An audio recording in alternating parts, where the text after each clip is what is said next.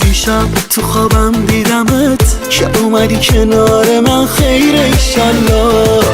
گفتی از این به بعد میخوای بشی عزیز و یار من، خیر ایشالله. خیر ایشالله یه روز میاد که قلبت مال من شه، تو داشتن تو تعبیر قشنگ فال من شه. خیر ایشالله یه روز میاد که دستاتو بگیرم، تو یه لب تر کنی و از دل و چون برات بمیرم.